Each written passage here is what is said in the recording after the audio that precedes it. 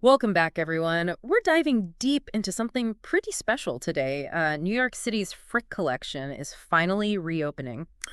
Oh, exciting. Right, after like 4 years of renovations. Yeah, And, I was thinking, how much our listeners love art, absolutely. especially in the city. So I figured this would be right up their alley. Definitely. Plus, I found this really cool article from Hyperallergic Oh, all about it, and it got me thinking, yeah. this isn't just like your average museum reopening. What do you mean? Well, they've expanded galleries, they're showing stuff that's never been seen before, Wow. and even like a Ukrainian artist is going to be part of it all. No way, a contemporary artist in the Frick. I know, right? It's a lot to unpack, but Big one. Well, let's dive in. okay, so first things first, just to refresh everyone's memory. Yeah, The Frick, it was the home of Henry Clay Frick, right? That steel tycoon. that's right. He died back in 1919. But his collection lives on, which is amazing. Exactly. And what's so cool is that he didn't just leave the art behind. Mm. He willed his whole mansion to become a public museum. I never thought about it like that. Yeah, so it opened back in 1935. Wow. So we're not just seeing art, we're seeing it in his home, Oh, I see. surrounded by history. That makes a big difference. Definitely. Oh, that reminds me, didn't they move the whole collection uptown for a while? They did to the Brewer Building? Right. The old Whitney, and then it was the Met Brayer. Yeah, that's the one. It must have been a crazy amount of work to move everything. That was a huge undertaking. I can imagine. So they were supposed to reopen in 2024, weren't they? Yeah, originally, but But it seems like they wanted to make sure everything was perfect. right. Good things take time. I agree, especially with art. Absolutely.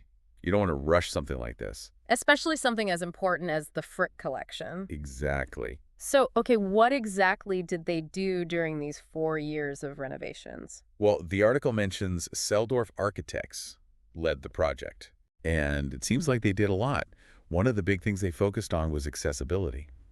Oh, that's great. Yeah, now everyone can experience the art, I love that. regardless of any limitations, which I think is amazing. Me too. Art should be for everyone. Exactly. And it sounds like they didn't just make the current galleries more accessible. They actually opened up more of the mansion. Really? The second floor is going to be open to the public for the first time. Wow, I had no idea. It's going to be amazing. Small-scale works, sculptures, Renaissance, Impressionist paintings. Sounds like my kind of place. And get this, they're also showcasing 25% more of the permanent collection Oh, wow. throughout the building. They really went all out. They did. I'm already imagining myself getting lost in those new spaces, I know, right? finding all sorts of hidden gems. But don't forget, this isn't just about the building and the expanded collection. True. They have some amazing exhibits and events planned, too. Oh, right, the grand reopening festivities. Exactly. They're going all out for this one. Like what? Well, for starters, they'll be showing some rarely seen drawings by Degas and Goya. No way. I know. They usually keep them hidden away to protect them. I've never even heard of these. So it's a really rare opportunity to see them up close. I can't believe they're doing that. And then, in the summer, get ready for this. What is it? We're going to have 3 Vermeers. 3. 3 Vermeers all in one place, including Mistress and Maid. You're kidding? Nope. I know how much you love those intimate art moments. Oh, I can't wait to see that one. I can just picture you standing there soaking it all in. But wait, there's more, right? Didn't you say something about a modern artist? I did. They're also going to have porcelain sculptures by a Ukrainian artist, Vladimir Kanevsky. Wow, that's a cool contrast. Right. Modern art in a Gilded Age mansion.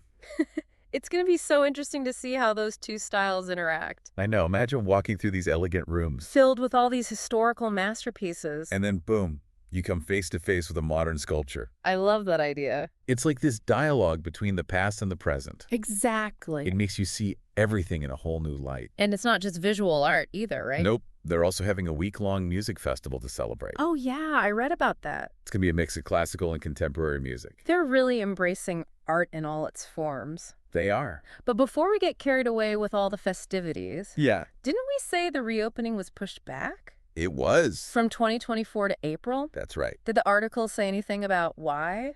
It did. They quoted a spokesperson from the Frick, Okay. and they said they didn't want to rush anything, I can respect that. and that they were committed to making sure everything was top quality. Which, knowing you probably appreciate. Absolutely.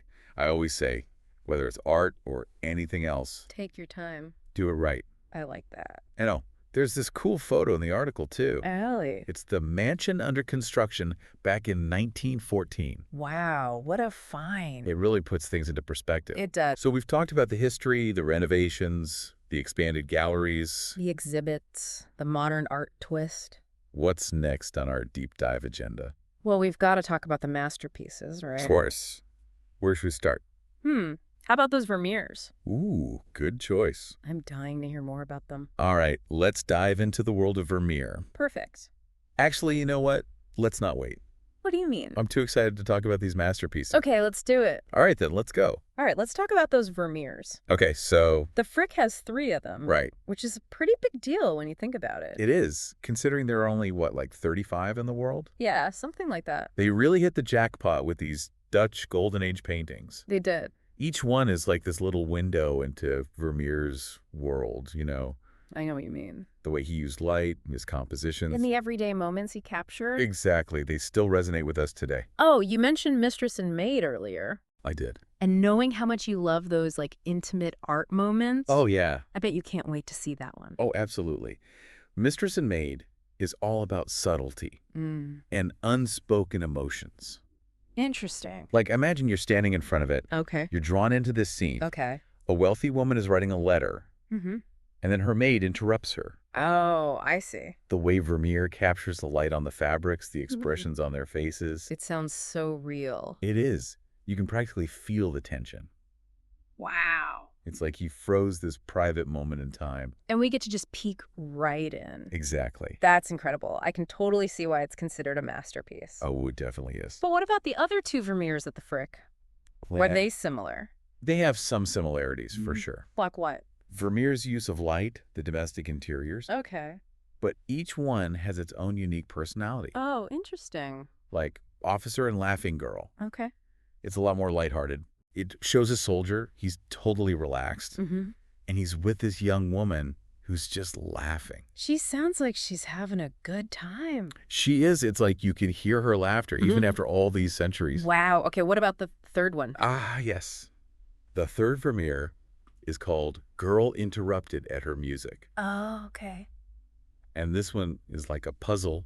A puzzle. Yeah, there's this young woman. Uh-huh. She's playing a lute, Okay. but she seems startled, like something's distracting her. Hmm. But Vermeer doesn't show us what it is. Oh, so we have to guess. Exactly. It's like he wants you to imagine what's happening outside the frame. That's so clever. It is right. It sounds like all 3 of these Vermeers are just these little glimpses into the past, They are. which is part of what makes art so cool, right? Definitely. That connection across time, across cultures. It's amazing. But while the Vermeers are definitely a highlight, Right. the Frick's collection is full of amazing European art Oh, yeah. from all different periods. So many different styles. You've got Rembrandt, Goya, El Greco, Manet, Degas. The list goes on, It does. It's almost overwhelming. but in a good way. Best way. I agree. So many iconic names. If you had to pick one other must-see piece, That's tough. what would it be? You can't miss Holbein's portraits. Holbein. Yeah, Hans Holbein the Younger. Okay. He was a German artist Mm-hmm. who became the court painter for King Henry VIII. Wait, Henry VIII? The one with all the wives? Oh, right. I remember him from history class. Exactly. Yeah. And Holbein's portraits are some of the most important Tudor art. Really? Oh, yeah.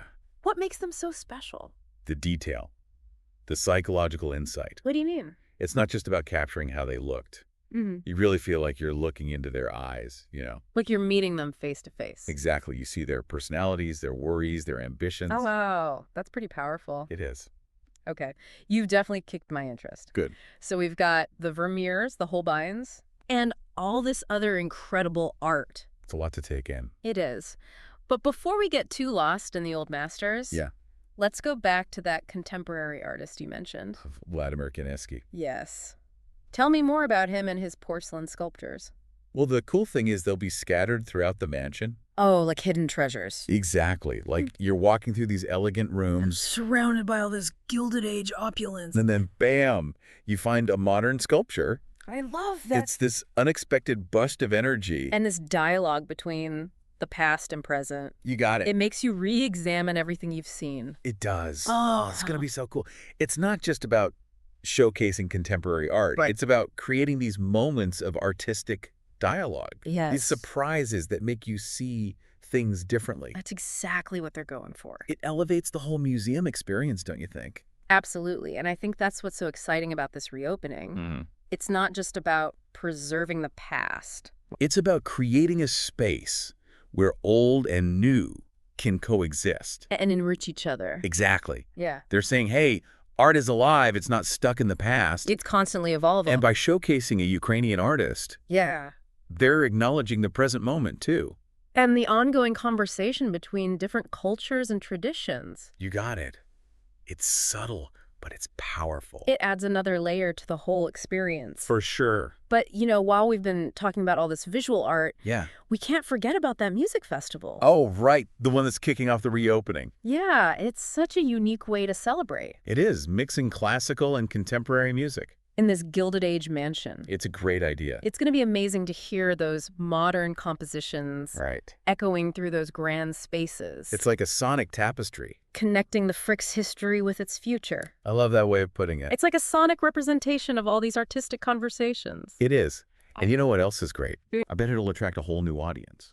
Yeah, people who might not normally go to art museums. Exactly. They might come for the music. But then they'll discover all this incredible art. It's a win-win. It really is, and it's a perfect example of how museums like the Frick Yeah. can reach more people. And connect with different audiences. Exactly. Oh, and speaking of reaching more people, Yeah. we can't forget about all the accessibility improvements. Right. I read that they made a lot of changes, To make sure everyone can experience the collection, no matter their abilities. which is so important. Absolutely. Art should be for everyone, And it's great that the Frick is making such an effort. to be truly inclusive, I agree. so everyone feels welcome. Okay, but with all this talk about the renovations and expansions and all the new stuff, Yeah. it's easy to forget about the Frick itself. The building, the atmosphere. You're right. Those are important, too. You know, I was thinking about that photo of the mansion under construction. The one from 1914. Yeah, imagine all the stories those walls could tell. I know. It's like stepping back in time. It really is a time capsule, I can just picture myself wandering through those rooms. soaking it all up. The history, the art, the atmosphere. It's more than just a museum, it's an experience. You're right. It is. And that experience is about to get even better with the reopening. Oh, definitely. Remember, we haven't even talked about all the educational programs Oh, or all the accessibility features they've added. There's so much more to explore. There is. It's a whole other dimension to this reopening. We've been so focused on the art and the music festival, Yeah. we almost forgot about all that. It's easy to get caught up in the excitement But it's great that the Frick is also about learning. and making art accessible to everyone. It really is. It's like they've created this space Yeah. where you can just wander and wonder and discover. Surrounded by beauty and history. Exactly. That's a perfect way to describe it. And that's the essence of a great museum, wouldn't you say? Definitely, it's not just about the collection itself, It's about creating an environment where art comes alive. and connects with people. I couldn't agree more. You know, I think we've done a pretty good job today Of what? capturing that essence Yeah. in our deep dive. I think so too. Yeah. We've explored the renovations, the collection, The highlights, the history. and even the Frick's place in the world today. It's been quite a journey. It had, but you know what? What? I feel like we've only scratched the surface. Oh, absolutely. There's always more to discover. More to learn, more to discuss. That's the beauty of art, isn't it? What is? It keeps us coming back for more. That's true. It sparks our curiosity. It makes us think. And it helps us see the world in new ways. Exactly. And I think that's a perfect note to end on. I agree, but before we say goodbye, Yeah. I have one last question for you. Okay. Shoot. We've talked about the Frick's legacy, its transformation, its future. Hmm. But what do you think Henry Clay Frick himself would say about all this? That's a great question. What do you think? Well, on the one hand, Frick was a man of tradition. Right. He was very careful about his collection. Mm-hmm. He wanted his home to be a reflection of his taste. But on the other hand, he was also a visionary. A visionary. Yeah, he understood the power of art. To transcend time. Exactly, and to connect with people across generations. So which side do you think would win out? I think he would be amazed by the contemporary art. In his Gilded Age mansion. I think he might even be a little amused by it. That's funny. And who knows, maybe he'd find a connection with Vladimir Kanevsky. Another artist driven by passion? Exactly. It's like this conversation across time, across styles. I love that idea. Maybe that's the best way to honor Frick's legacy. What do you mean? Creating a space where art can keep evolving, keep challenging us. What a fantastic thought. It is, isn't it? That's a great note to leave our listeners with. I agree. As you explore the Frick, Yeah. think about that interplay of old and new. The echoes of the past, the whispers of the future. What stories do you hear? What connections do you make? We'd love to hear your thoughts. And until our next deep dive, Keep exploring, keep questioning. and keep the conversation going. It really is amazing how much effort they put into making this reopening so special. It is, isn't it? And it just hit me.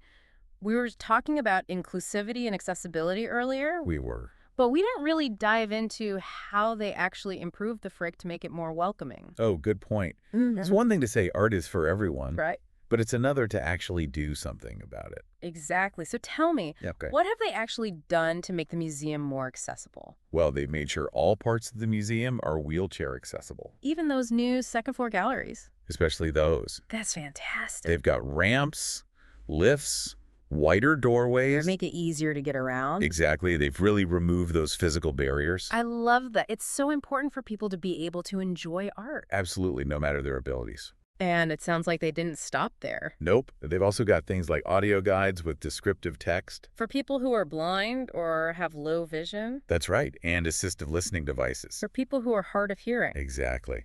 Plus, large print signage and materials. Wow, they've really thought of everything. They have. It shows how committed they are to making art accessible to all. I'm so impressed by their attention to detail. Me too. It's clear they want everyone to feel welcome and engaged. I agree. It's really a model for other museums. It is. As we wrap up our deep dive into the Frick, I keep thinking about that question you asked earlier. About what Henry Clay Frick would think of all this. Exactly. It's such a fun thought experiment. I know, right?